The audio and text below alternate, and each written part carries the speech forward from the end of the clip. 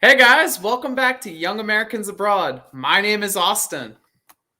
And my name is Patrick. And guys, welcome to our show.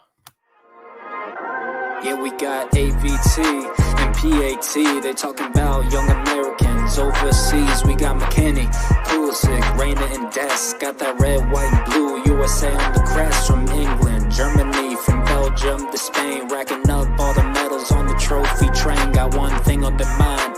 We're scaling some love. One day we can say we will win the World Cup. Well, we got a lot of big storylines to talk about this week. A lot of moves that happened, some good, some bad. And yeah, Pat, what a weekend, right? We have so many different things coming Some away serious from it. extremes on the ends of the spectrum, right? Some good and bad, but very extreme. Nothing casual about this episode. So you definitely want to stay tuned. I mean, from coaching to players to moves, there's a lot happening at the end of the year here. Yeah, and it feels like, it's getting to a transfer window as well, right? Like a lot of stuff happens around transfer windows. So yeah, this is no different, I guess. But yeah, we got a lot of fun storylines to talk about today. And yeah, I'm really excited, Pat. So I think we should just get right into it. Really Let's do it. soak it up today. So, we're going to start off with a few players first and performances from this past weekend. So to start off, we're going to go with Chris Richards. Over there at Hoffenheim, right? And, this weekend, Chris Richards got the start for Hoffenheim in their 3-2 win and played all 90 minutes for them. And honestly, Pat, he looked really good here against Frankfurt. He did a really good job, getting up the field, I would say, in this game. That was kind of the big takeaway I saw from his play Saturday. And we know that's what he likes to do, right? He really enjoys having the ball at his feet and creating opportunities for his team in possession and also just stepping high, right, to win the ball back. So those were two things I thought he did a good job of in this game. He was a little bit at fault for Frankfurt's second goal. So they had a cross kind of come in from the left side. Basically, it was him and another defender in front of him kind of guarding, Gonzalo Paciencia, Frankfurt striker in the box. And, the defender that was in front of Paciencia and Chris kind of missed the ball, didn't really get a touch on it, and it fell kind of perfectly to him. Paciencia took it off his chest and volleyed it in, kind of leaning on Chris Richards. So I don't know. From watching it, I don't know if it's necessarily something Chris could have stopped. I think that defender in front of him could have done a little bit better of a job. But maybe if Chris was, a little bit more sturdy in his challenge or just getting a foot in when the shot came off, that could have been something he could have done a little bit better, Pat. But I thought overall in this game, he looked bright. He won 8 of his 10 duels. Also completed a few tackles, I think had 80% passing on the game. So again, in getting forward and kind of trying to push the envelope at times in this game. I think that's, those are good stats for him. Yeah, definitely some solid stats. And it's great to see him trying new things too. And obviously, there'll be moments in the game where there's certain errors and things like that. And we completely understand, what you explained, that kind of, situation, right?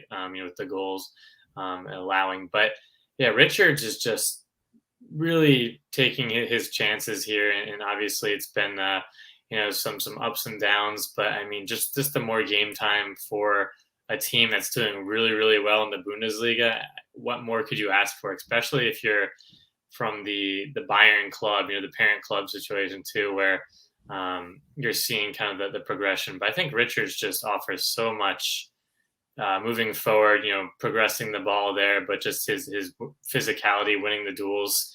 There's so much that he offers, and it's exciting to see him, really kind of put himself back out there, right, Austin? I know there's a bit of a lull that I didn't realize within the last month or so. Yeah, this was actually his first start in the Bundesliga since October 23rd. So it was a little while that, Chris went without getting those starts for his team. And he really came out in this game and kind of took control, showed people why, he should be a starter for Hoffenheim, and, did so well to actually earn a spot in the Bundesliga Team of the Week by Sportschau. over there in Germany, which is, a German publication basically. So I think that was really bright and kind of shows his determination in getting back into that Hoffenheim starting 11. And I think that only bodes well for us as a national team going forward, because he's not going to be taking part in this December camp coming up. Obviously, this happens outside of a FIFA window, so no surprise there.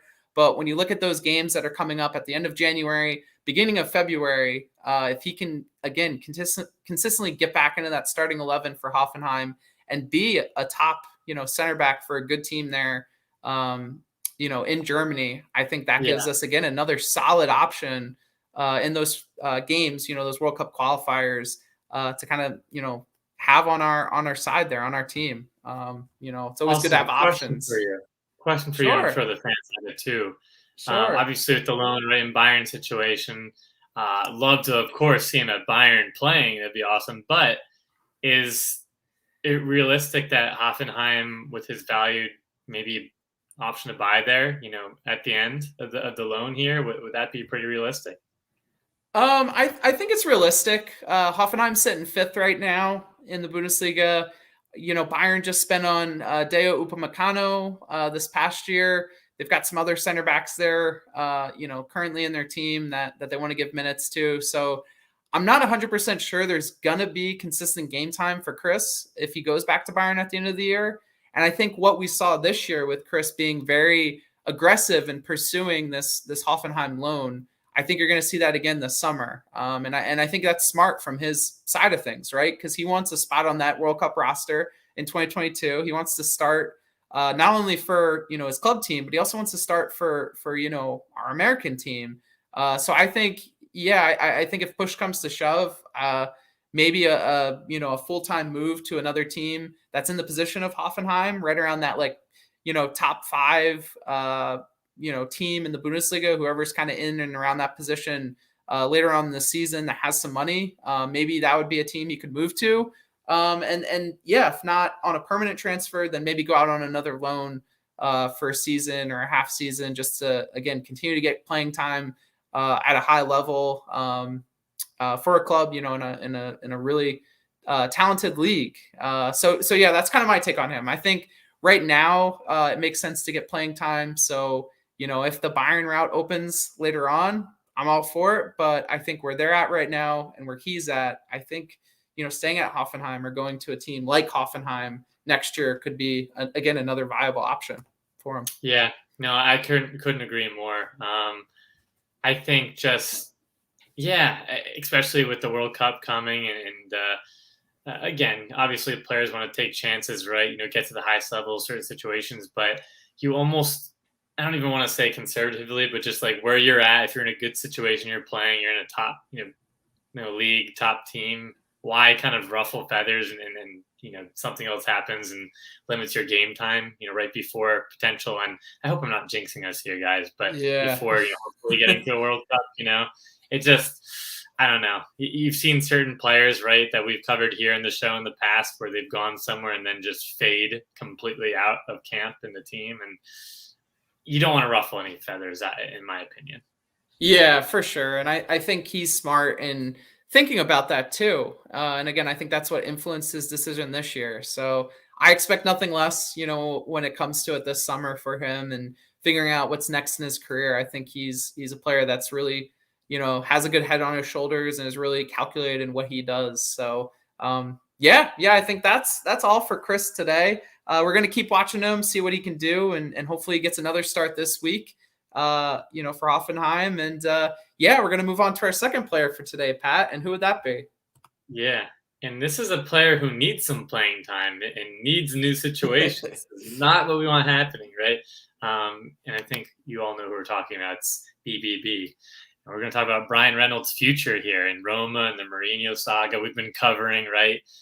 It is just deteriorating more and more, and I guess Mourinho too in general with the club. But I don't know. It's just it's tough, Austin. I think since being under Mourinho, he has 1 minute accumulated in Serie A. I think he came on against Sassuolo at the end of one game, and he had a full 90 in the Europa Conference League. Brutal beatdown that Bodo Glimt gave Roma. And, we covered that pretty extensively with the quotes that Mourinho said. Pretty comical. I honestly didn't believe him at first, but it's just a terrible situation. I mean, December, this camp, Reynolds being called in couldn't come at a better time just to hit the reset button, get his confidence back, get with some of the USMNT guys familiar with, and just, whether it's Berhalter or the staff or just other players around him, and, training and hopefully getting involved right in the friendly. It really couldn't come at a better time to just get through December, hit the new year, hopefully out on loan with another organization, because, gosh, it is unbelievable kind of the situation and what it's been, Austin. I mean, he was doing such great things, right? And MLS in this move when it happened, and then obscurity now, and just anything you hear is unfortunately negatively associated with Mourinho and what he does, right? So it's tough. Yeah, and some of us saw this happening. I really thought that there was a potential for him and Mourinho to get along, and Mourinho to kind of look for some new blood to kind of help this Roma team. But it hasn't been the case. It's kind of been the exact opposite, right? Like, he's kind of crucified all but 5 players on that team and said that they're trash players, which blows my mind how he's still, coaching there and is respected by the team. Because he's just said some really aggressive things this year that don't bode well for his long-term future there. So, I really think he needs a move this winter. I don't think it needs to be a full-time transfer, like, a permanent transfer. I think it really needs to be a loan move. And I think today it'd be interesting to kind of look at some different destinations for him. I know there's, a few teams out there that have been rumored. So maybe, Pat, do we want to start there and kind of talk through a few of those rumors going around right now? Yeah, we'll go through the wonderful no validity Twitter rumors here that I was seeing. It was funny, but no, I mean, it's going to happen, right? It's pretty much inevitable. I mean, just to get game time for him, for the club, he's going to go out on loan, right? I would put money down on it, but don't call me a betting man. Now, FC Lorient, I know in Ligue 1, I think they're 16th, right above relegation, a team that was thrown around, circulated on Twitter. I saw they have a very, very bad defensive record. I think the 4th worst or 5th worst in the league, which makes sense for their 16th. But I think also just some other teams I was thinking about, even Ligue 1 would be interesting, kind of that mid-table, or maybe with Gioacchini over there, right? Or, one of those lower-end French teams, or maybe staying in Italy, right? In Serie A, I certainly think he's well above what Mourinho critiqued, the Serie B level. I think he could be at a mid or lower level team in Italy. And obviously, we talk about him a lot, but the Venezia American kind of contingent there, and Busio and Tessman, I think would be interesting. I just like that maybe from a fan perspective and just, having all those guys together, but does it really make sense, with the stability that they have there in that position? I don't know. I wouldn't hate it to see him in Italy, prove himself there. But I don't think there's any need to go to a extreme lesser league than maybe your top 5. Yeah, and I think the Venezia move would be interesting. I just don't think it's possible based on kind of roster requirements. I think Venezia have reached their max for non-EU players on their team. So unless something happens where that's not the case in the winter, then that probably wouldn't be able to happen, unfortunately. But we can dream, right? That would be cool to see 3 Americans, playing in a top flight league all in the same team. That'd be really cool. I'm kind of with you, Pat. I think if he stays in Italy, I don't know. I just think there's something about him, going over there, staying committed to that league and kind of, it doesn't seem like he's lost his spirit, right? We've seen some, different profile pieces that have been put out. I think there was a video with him and a few other players drawing the Roma crest about maybe 2-3 weeks ago. And you'd think for a player that hasn't played much this season, has really been, harshly critiqued. Exiled, man, exiled. Yeah, exile. That's a good word for it. their coach, he'd be pretty down in the dumps, not really wanting to interact. But I think he understands that this is just such an extreme situation, that, he's going to have another opportunity coming up here. And it's going to be, again, up to him. His future is in his hands, with what he makes of it. So, yeah, I think for that reason, that, grit and determination that I think he's shown, I'd kind of like him to stay in Italy, a team that I think makes some sense based on, who they have, what formation they play, and also, again, some American ownership and American interest would be Spezia there in Serie A. So they're not in the relegation zone right now. I think they're one position above relegation. They, I think, play with three at the back, from what I just, was looking up at about them. So obviously we know Bryan Reynolds usually plays kind of a right wing back role, but also was, a right-sided midfielder for most of his career up until, that last year or so. He was with FC Dallas. So I think if they play kind of a three at the back, five at the back, he'd be a perfect player for them. So yeah, I think that's one team that kind of makes some sense. There's some other teams that may not. Again, it's teams that are kind of in that lower level of the table. And I think you said this off camera to me, Pat. Are those teams really going to gamble on a prospect, or are they going to try and go out and get some veteran help? I don't know. I think a team like, Genoa, Cagliari, who are currently in the relegation zone there in Serie A, could use someone like Bryan, someone who's dynamic like him, can get, crosses into the box, can play multiple positions. And again, is someone who's determined to kind of prove people wrong. I think he would be a good addition to some of those lower level teams in Italy. Yeah, no, it's a tough situation for clubs and him, right? And the fact that he's kind of exiled, right? And not many people can see what he's doing on a daily basis. So that makes it even more difficult, right? Not even 10, 15-minute spurts here or other games. He is doing absolutely nothing, which is unfortunate because of the skill and talent we know he possesses. We saw it in MLS, and it just begs the question where, you think back, coulda, shoulda, right? Tough opportunity to pass up, but it would be a completely different situation, right? If he was in Dallas or playing some club where he is playing consistently, doing so well, and then, in and around the roster significantly more. But it's kind of the situation, right? We didn't know Mourinho was going to come in and wreak havoc like this. And like you said, Austin, I mean, just going out on loan, Reynolds getting some more game time experience, just getting away from the situation, because I would not be surprised if Mourinho did not last very long. And by the time Reynolds gets back and gets some more game time, it'll be a new situation, new coach for him. So who knows? I think he just needs to get out, get on some loan moves. And I don't think you should give up the Roma hope yet. Just get some more game time here.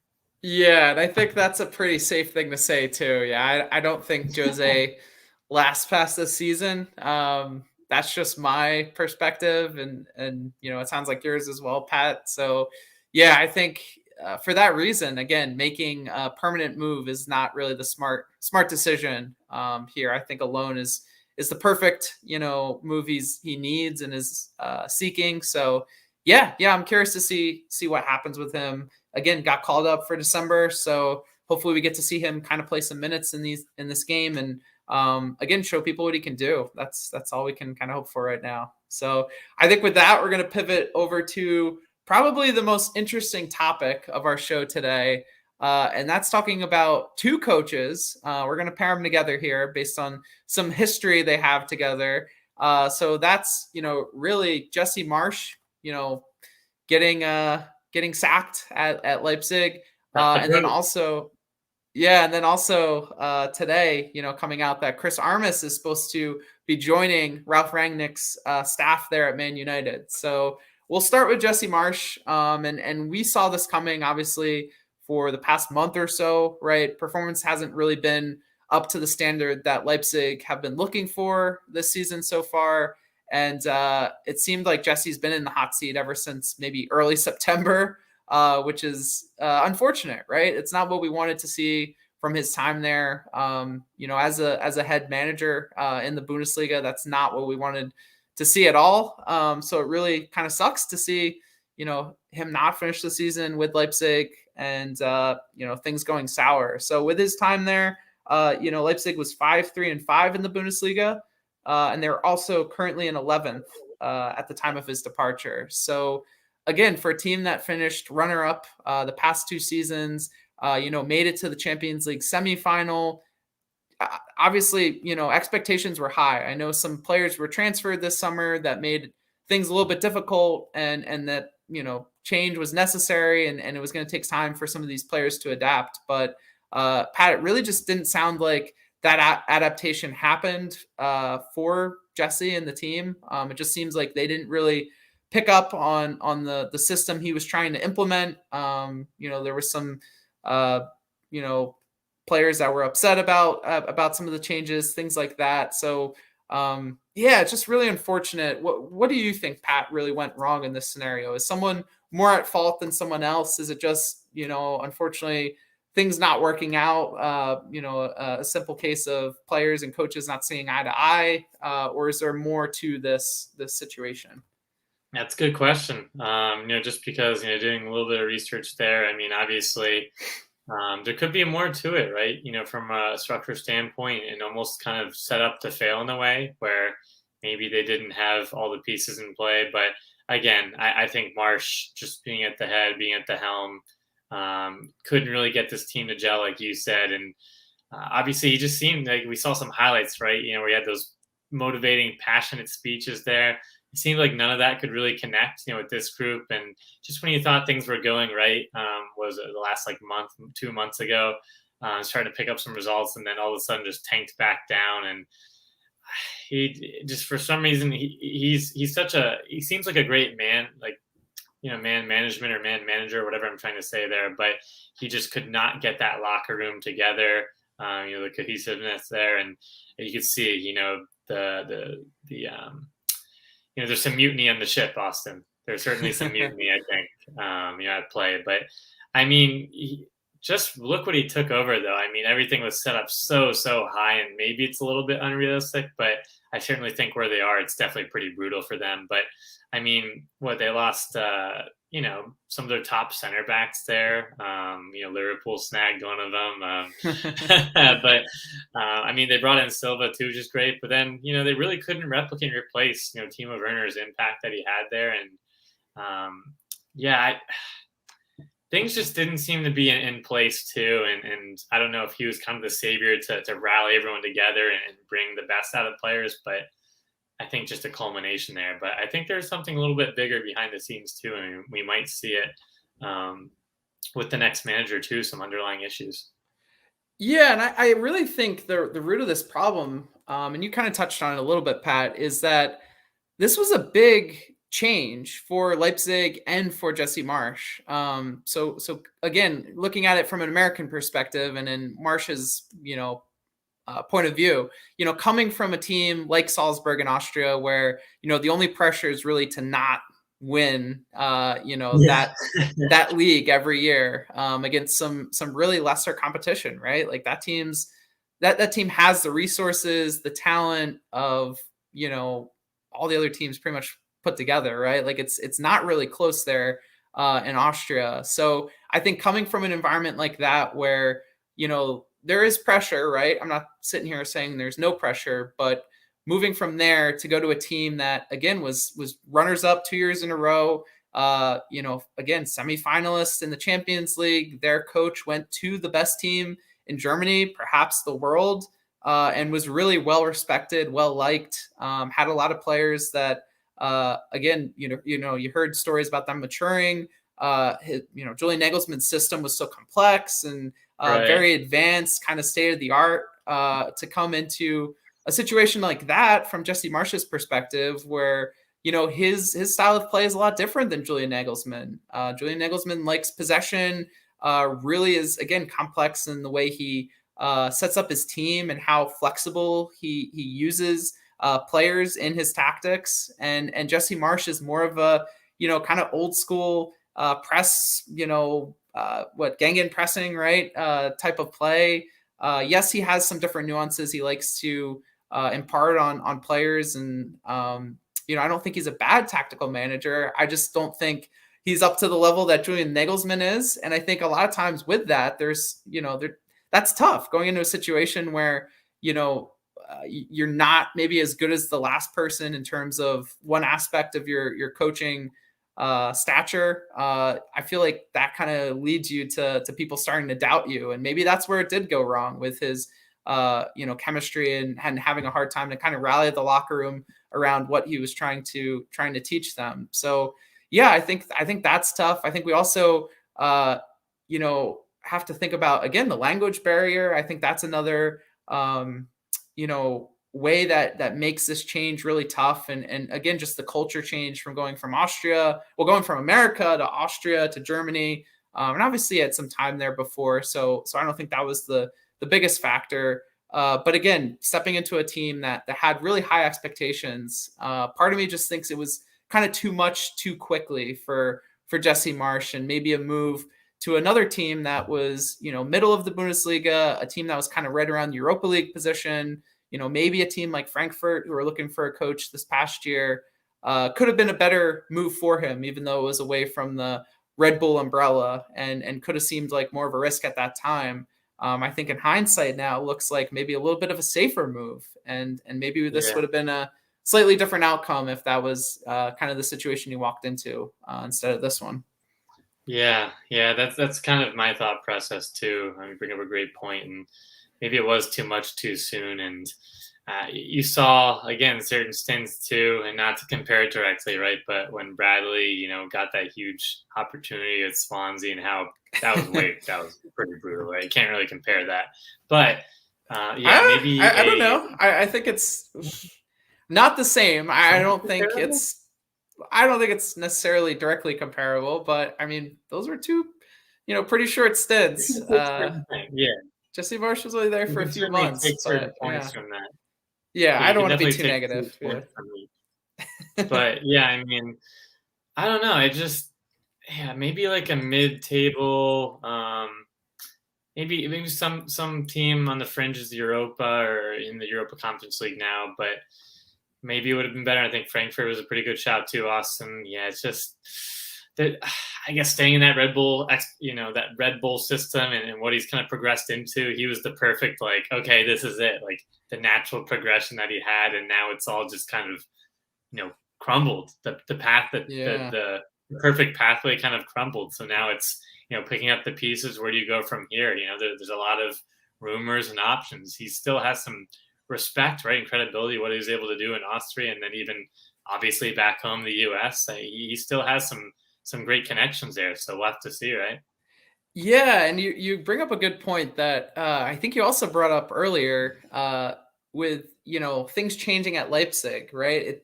That style of play that Jesse Marsch embodies, that used to be what all the Red Bull teams really, that style of play was really how they played, right? That high pressing, high energy, really just bouncing around the pitch, putting you under a lot of pressure throughout the game. That's changed at Leipzig. That's not how they play or how they played under Julian Nagelsmann. And it doesn't seem like that's how they kind of want to continue with that team.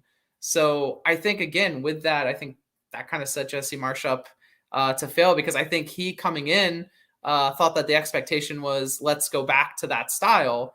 And it sounds like now they kind of don't want to. And the players are more suited to play, again, that Nagelsmann style of play, which, again, I don't know if anyone's going to be able to replicate what Nagelsmann was able to do with that team. So I don't know. I think that's really interesting. And kind of looking ahead, Pat, you said it, he's still got great connections. Ralf Rangnick, and him are very close. So maybe we see Jesse maybe as an assistant coach at Man United. I don't think it's super possible with, that him being potentially the second American there at Man U. From an optics standpoint, that doesn't look too great. That'd be very interesting and strange. I don't know. Yeah, I don't know how to feel about that. I mean, I would like it as like a purely, materialistic thing, right? To see two American coaches at Man United, that's kind of cool. But again, what's the best move for him? I think he's got enough stature still. This didn't draw out for too long. And again, I think there's more at play here than maybe what meets the eye. I think there's more internal problems at Leipzig. And I think they're going to struggle for a good year and a half to kind of find their identity again. So I think there's some, he has some credibility still from this, failure, so to speak. And I think, again, he still has a rep. Teams were really interested in him before this move. I don't know if he's going to get another job in the Bundesliga. I don't think that's super likely. One team we were talking about, a little bit off camera was Stuttgart with, Pellegrino Matarazzo. Their team's in 15th place right now in the Bundesliga. He's not having nearly the same success that he had last year.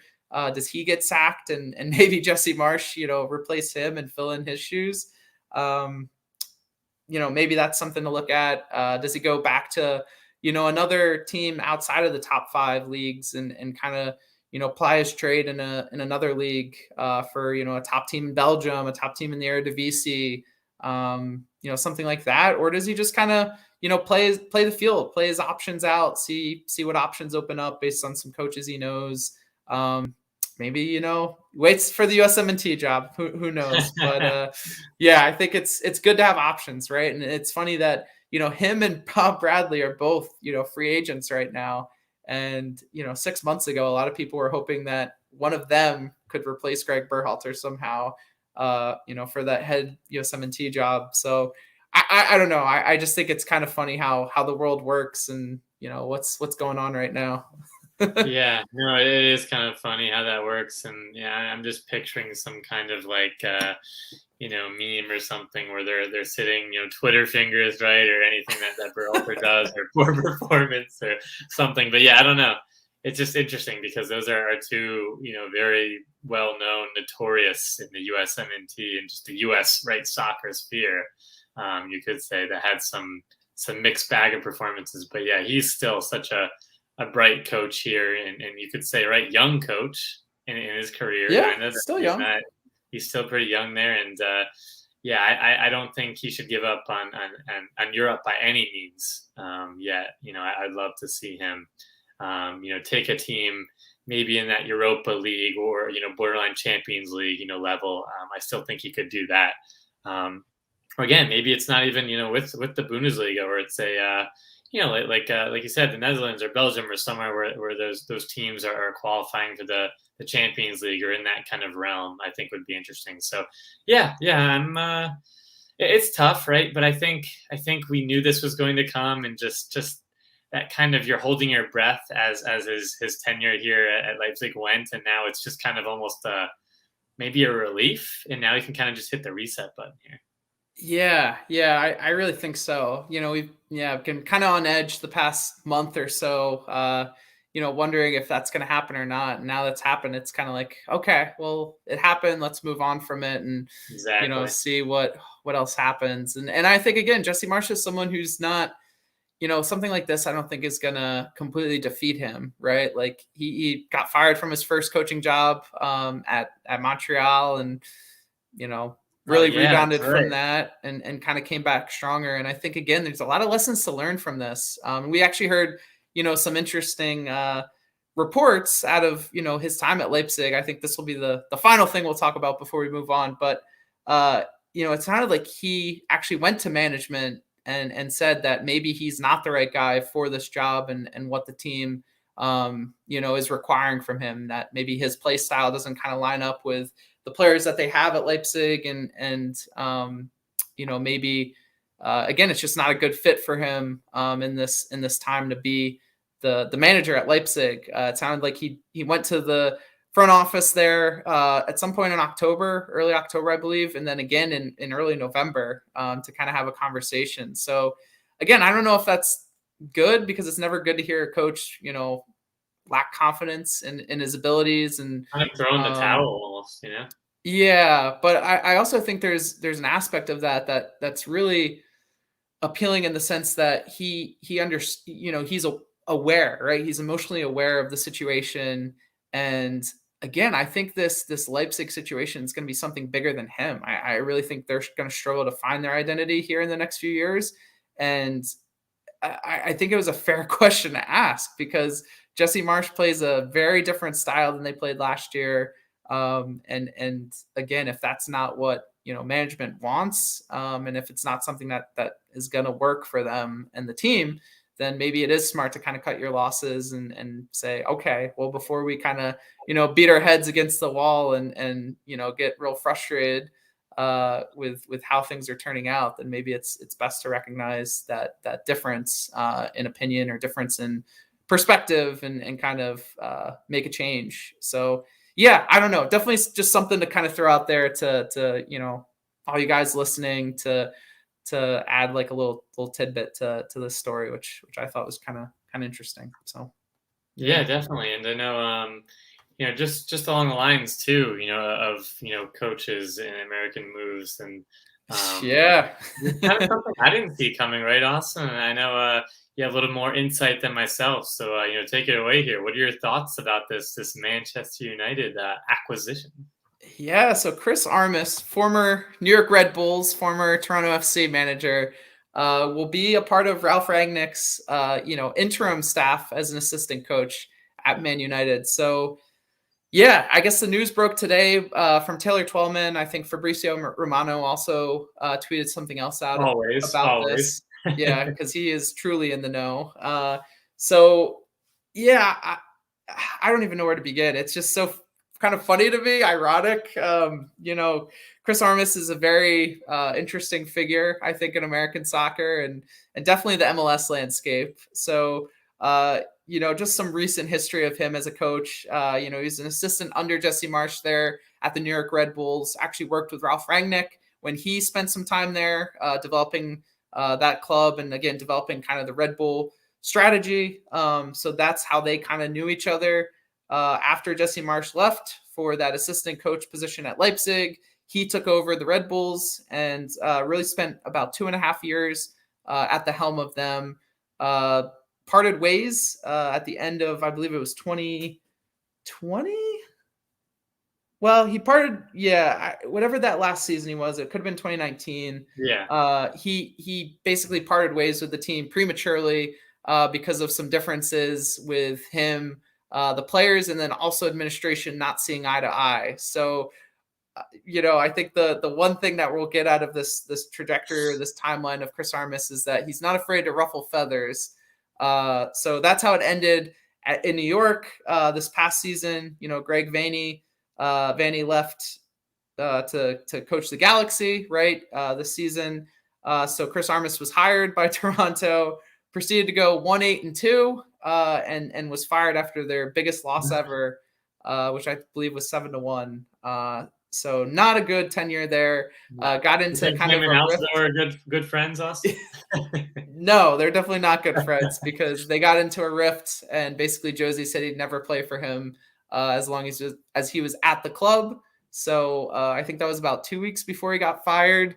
And it's just, I don't know. He's definitely kind of a spark plug of a manager, someone that's really, again, not afraid to speak his mind, make his opinion known. And that's led him into some trouble in the past, to be completely honest. And sometimes that's good, in a coach to have that confidence and self-belief. And, at the Red Bulls, he got some results. I thought, he did an okay job. If you kind of tuned out all the things that were happening off the field, there was some criticism that his play was a little too, it kind of lacked offensive firepower. Again, he's not going to be in that same position here at Man United. So maybe these issues won't really, rear their head here, especially in Europe at a team that, is of this stature. But I think it's going to be really interesting to see him, if he takes the same approach with, a Cristiano Ronaldo, Marcus Rashford, Jadon Sancho. If that happens and he fights with them or, gets in rifts, oh goodness. What Gosh, could you imagine Ronaldo's just like looks at him like, who are you? Yeah. Or some of those guys. I don't know. I mean, you gotta give him props. There must have been some, obviously the connection there we just talked about, but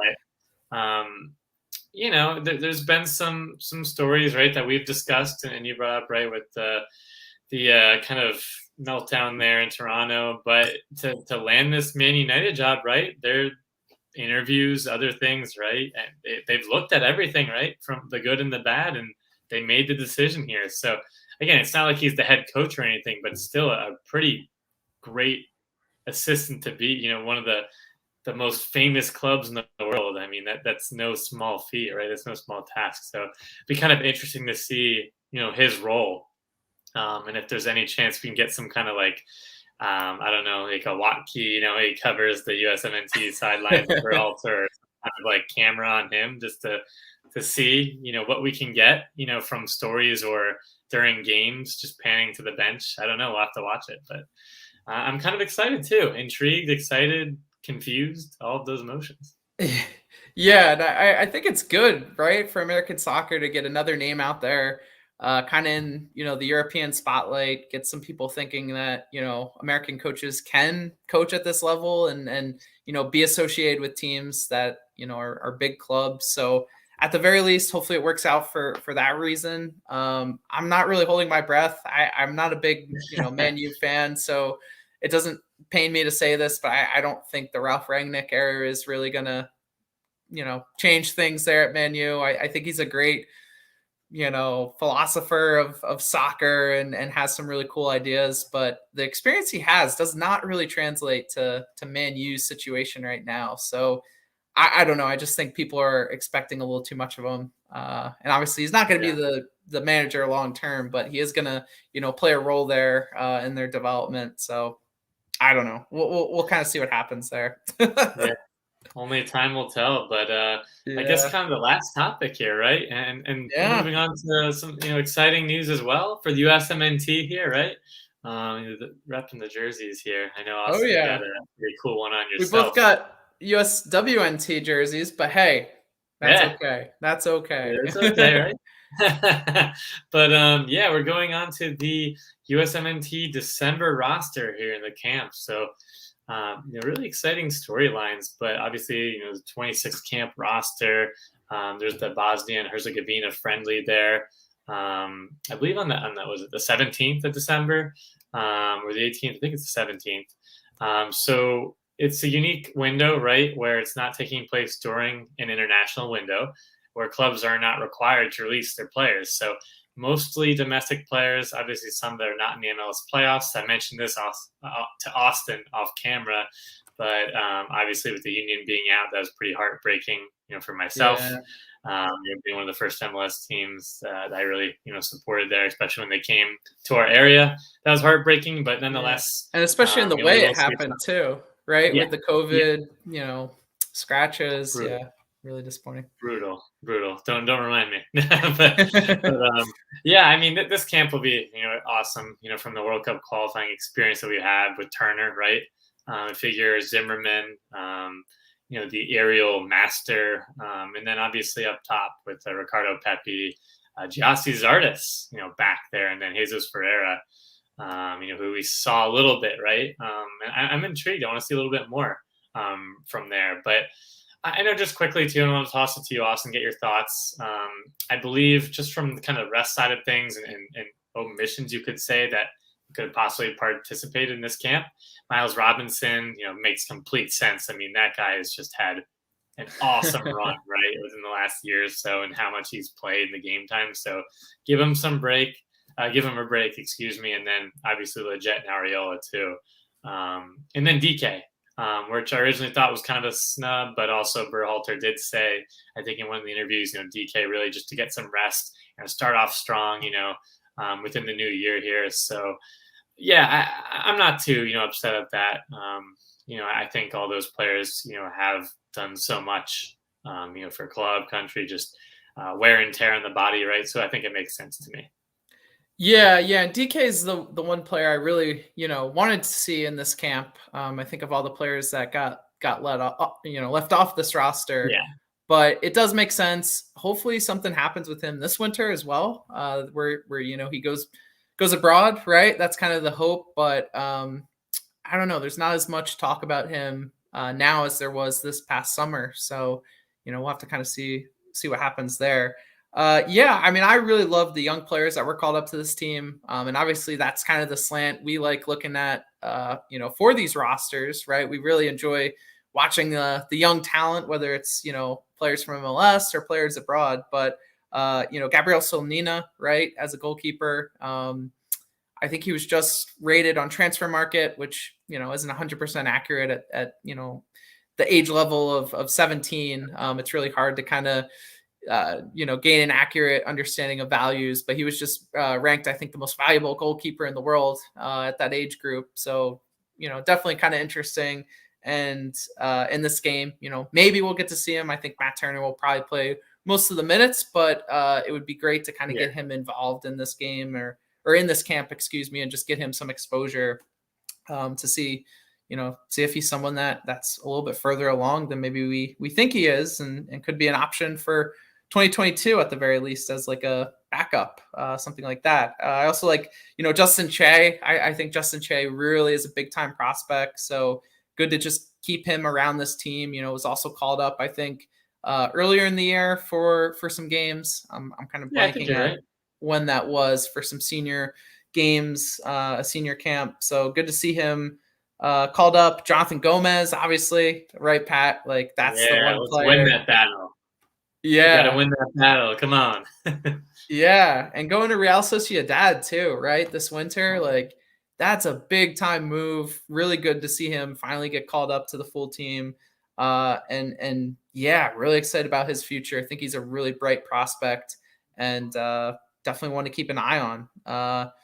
Kobe Henry was a player we talked about at the U20 or during our U20 video. Player that's really kind of grown into his body. Just won the USL championship with Orange County SC, and it really sounds like he's looking to go abroad when he turns 18. So it's my Rowdies, Austin. That hurts too. Yeah, I know. All the Rowdies, come on. yeah. It's I guess it's good for him that he won, that championship. That's a great, notch in his belt, and getting called up to the full national team is the same. Aaron Long, right, Pat? Good to see him back. Yeah. I know it's been a little while. And we've had some other players surface at the center back level, but kind of cool to see him back in the back in the fold here. Kevin Paredes, really fun player to watch, kind of wing back, but can also kind of play in midfield too. Plays at DC United. Was cool to see him on this roster. We already talked a little bit about Bryan Reynolds, and do you want to talk about maybe some of the midfielders and attackers that we were excited to see? Yeah, I think it's just interesting too, because you do think, just from I guess more macro perspective of this, December camp, it's kind of, it's not the international window. You feel like you're not as excited, right? But there's a lot of just exciting talent here that we still have in the pipeline with MLS and some of these other players. I mean, it's no kind of lull for a camp, right? Just being a friendly now with the World Cup qualifiers. I mean, this is awesome. We have some pretty incredible talent, I'd say. But I'm interested to see, back here in the mix, Internacional's Cardoso. He had some stints a while back and kind of working his way, getting a little bit more game time. He had some difficulties and challenges there, right? Over with his club there in Brazil, and then also I think some unique players too, and I'm excited to see Caden Clark, and I know we'll kind of get more of that. I know it's some very insightful things off camera, Austin, we were talking before, him finishing his first full New York Red Bull season, and kind of his future, right, and kind of the cool off period he might kind of had, right, for game time, but still exciting to see, somebody that has the flair there, the technical ability and skill, and just to see him in and around camp. Some other players quickly to add, right? From the attacking side of things, Cade Cowell. I mean, that guy is just a true workhorse and kind of has that Jordan Morris-esque to him. And I think obviously Jordan Morris, right, being back, another player like long. Yeah. It's been a long time coming, and that's exciting, So they're not only some of the younger guys, but some of the veterans now, right? That maybe have been absent due to injury or other situations. It's just great to see him back. And I'm sure, the Berhalter, the staff, everyone's so ecstatic for him there. So, Just that's just awesome to see. And then I think, correct me if I'm wrong, if I'm missing anyone else, but I know Taylor Booth is kind of intriguing. That they have him there, let's in the forward, and as a obviously forward, yeah. That's kind of intriguing to me. Yeah. I'm not sure you want to get your take on that, but still, nonetheless, I'm excited to see him as well. I don't know. He was kind of an interesting player, right, when he made the move, and just, where his ceiling is. I'm not quite sure it's maybe as high. I don't want to be as pessimistic, but still an interesting talent that could have a lot to offer. And this is a great time, this December camp, for some of these players to really make a name for themselves and say, hey, don't forget about me, as the qualifiers are going and we get closer, right, knocking on wood, to that World Cup. Maybe some late add-ons to the roster. Yeah, for sure. And I think that's the whole point of this one game, is to get some more different players an opportunity, get some younger players an opportunity. And I really think it's positive to see so many young names on this roster for this camp. And again, a lot of players that are in in the position to potentially move abroad this winter, right? You're talking about Ricardo Pepi. You've also got some players, again, like Caden Clark already has secured a move. Cole Bassett might be moving abroad this winter. So there's a lot of players, in this team that are going to be in better positions, arguably. I personally think better positions to have a chance at making that 2022 World Cup roster, and also making, some of these World Cup qualifying cycle rosters in the winter and spring months here. So I think it's a big opportunity, big camp that offers a big opportunity. And I'm really excited. That game, confirmed the time, is on Saturday at 8 p.m. Saturday, December 18th at 8 p.m. Eastern Standard Time. The 18th. Okay, gotcha. So one day off. No worries. So it'll be fun to kind of see what roster Greg Berhalter throws out, and what players we get to kind of watch that night. And I'm excited. I really enjoy watching our younger players play. So hopefully we see a good crop of them out there on the field. Yeah.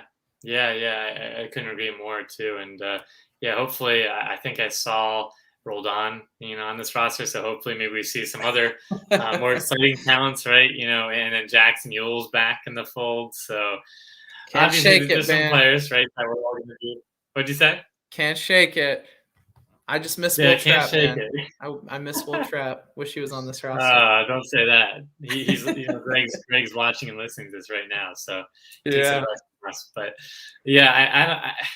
I mean, obviously there's going to be some players, right, to complain about there, and that we, obviously a certain part of the fan bases don't want, but so much exciting talent, from the Revelations Cup, and just players going over, maybe, Reynolds, right, having the reset, other players too, maybe this will spark Clark, right, to, where his future lies, right, and where it can kind of, progress and kind of get out of that slump a bit. But these camps are a true blessing, right? We've seen with Bobby Wood, we've seen with so many players in the past that just kind of jolted within a friendly or two, or just within the camp, and then really kind of took that to springboard onto their club. And just a perfect segue, right, to end the year.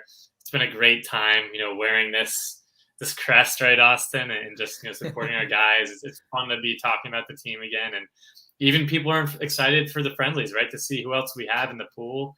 That's so deep now, which is just awesome. I know we keep talking about it, but it's just fun to reiterate too. Yeah, for sure. Yeah, and that's the best part about doing this, right? And being a fan of the USMNT is getting to talk about us as we, complete that rise to dominance. So I think with that, we're gonna switch over to quick kicks. So that's all for this part of our episode. We'll see you on the other side.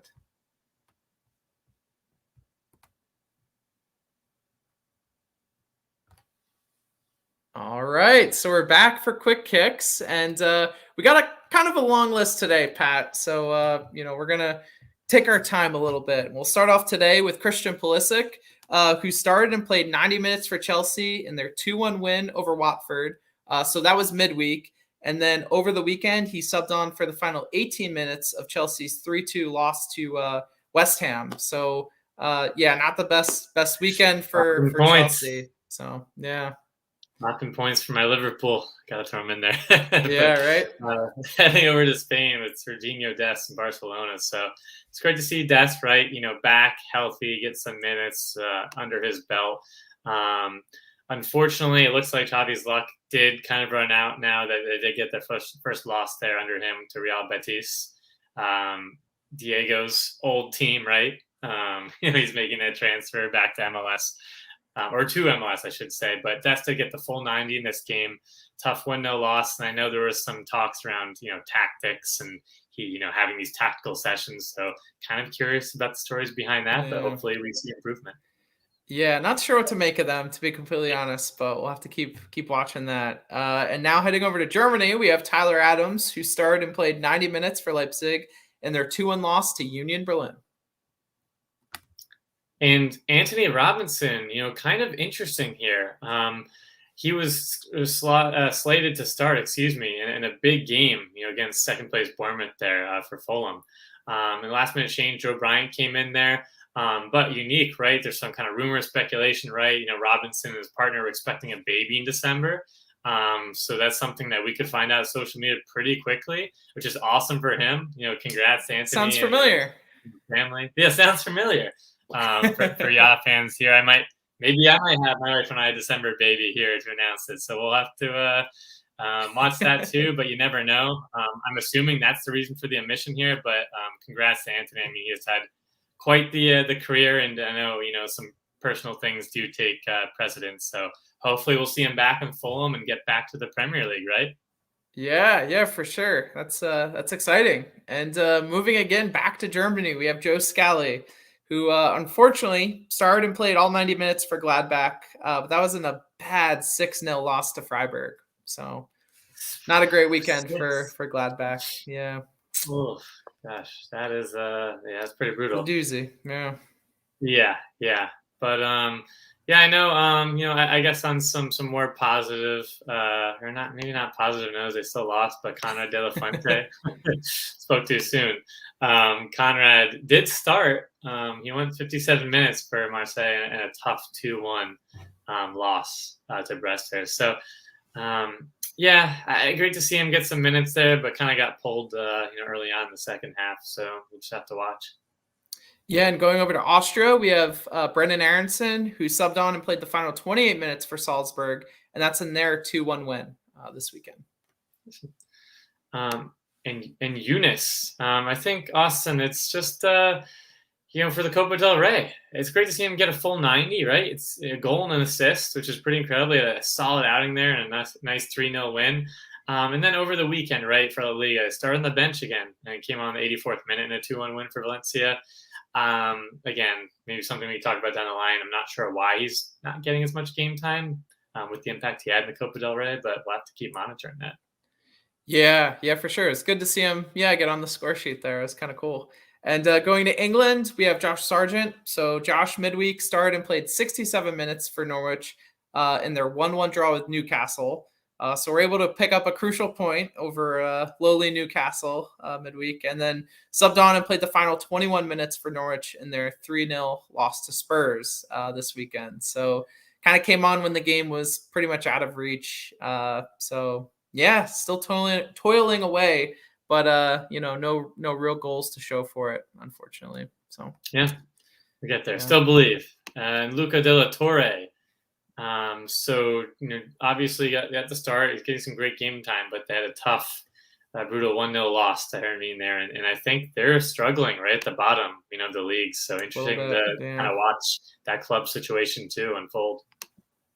Yeah. And I think we're going to stay with you, Pat, for Gianluca Busio and Tanner Tessman. That's right. Good call there. So many players to go through.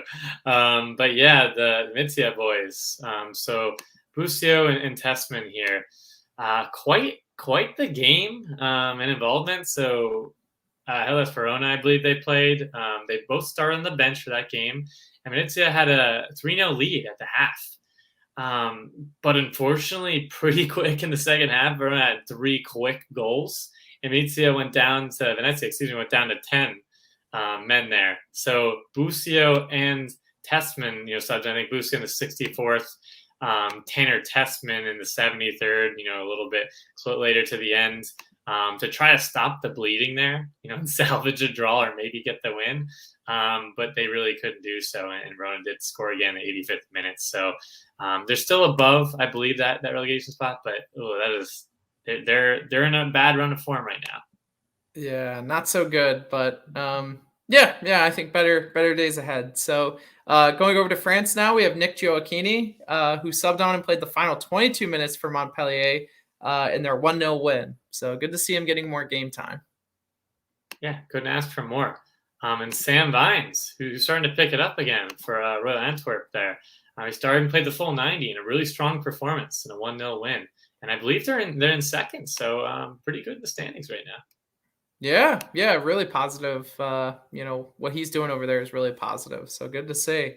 And going over to Scotland, we have Cameron Carter-Vickers, who started, played 90 minutes, and also had an assist for Celtic in their 3-0 win over Dundee United. So good to see, Cam helping, them to victory there. Oh, yeah. Assist. It's awesome to see. And Mark McKenzie, another center back here, finally getting some more game time again, which is great. Started another 90 minutes and getting a 1-1 draw at Michelin. Yeah, and some really positive news here with Richie Ledesma. So, first time we talked about him for over a year because of his, unfortunate knee injury last year, but finally made his return, came back, played the final half for young PSV in their unfortunate 3-2 loss, but he created 4 chances in one half. So he really came back, didn't really see any clips of the game, so can't really speak to exactly how he played, but, 4 chances in one half. It's a pretty good return, right? It's good to see. Yeah, it's awesome to see him playing again. It's been a long time coming, road to recovery, so that's great. Yeah, long road. That's certainly fantastic, especially just the journey. So we're going to talk about Ben Lederman here, and he's had a good run of form on this thing. He scored a second of Rakow's goals there in the Polish Cup in a win, and he's in a good run of form, in terms of the scoring. And he did accept, I think, in the past, the Polish U21 call-up the previous month. So just something to keep your eyes on, obviously, with that dual citizenship. So nonetheless, it's great to see a guy abroad doing big things there. Yeah, and speaking of a guy abroad doing big things, Jack DeVries this week scored a hat trick for Venezia's U19s in their 5-0 win. So good to see him, getting some playing time for the youth team there in Italy, and again scoring goals. So good to see. Yeah, maybe make that jump up sooner than later. And Matthew Ulasunde, we haven't talked about in a little while here. It's great. So he started and played 82 minutes in the season debut for Preston North End in a 1-0 loss to Blackburn. So great to see Matt getting some game time. Yeah, I think he was injured for most of the season so far. So definitely a good to see him right back into the fold after that injury. Now we have Jalen Hawkins. So a player we haven't talked too much about, especially haven't talked about him in a good amount of time, but a German-American winger over there in Germany, started and played 88 minutes in Ingolstadt's 1-1 draw this weekend in the 2 Bundesliga. So just another, prospect to kind of keep your eye on, as we go through, this World Cup qualifying cycle. Look forward to the next World Cup. Maybe another player that could kind of work his way into the fold here. Yeah, you never know. And, last but not least, one of the young YAAs, Austin. Michael Leiperlo there, and correct me if I'm wrong, I apologize in the last name, I'm still getting my pronunciations now, but he is a tall figure there, 6'3" center back, born here in New York in the States, and he had his debut this past weekend for Stal Mielec there in the Polish top division. So great to see him get that league debut. I think he's 03 born as well, and and a prospect that we should certainly keep our eyes on, especially in the back line. Yeah, very, very interesting to see. So I think with that today, that'll end our episode. So thank you guys for watching. Make sure you like this video and subscribe to our channel down below. Don't forget social media, always putting out great content. Twitter, Instagram. We keep everything going with all the news, the good and the bad, but there's been a lot, right? We covered here, so you don't want to miss a beat, especially USMNT and our boys abroad. That's right. We also have, our merch store that we launched earlier this year. So go check that out. Have a chance to get some cool merchandise there. So yeah, we appreciate your support. And I think with that, Pat, we look ahead to a pretty busy December, right? We got a lot of games coming up overseas towards kind of the end of the month, especially in England. We've got this USMNT friendly coming up as well, and a lot of interesting storylines to kind of track into the winter transfer window. So sure to be a fun few weeks here. Yeah, it certainly will be a few fun weeks, and I think it's really all kind of leading up to one thing, Austin. So take us away here. That's right, and that is one day, guys, we will win that World Cup.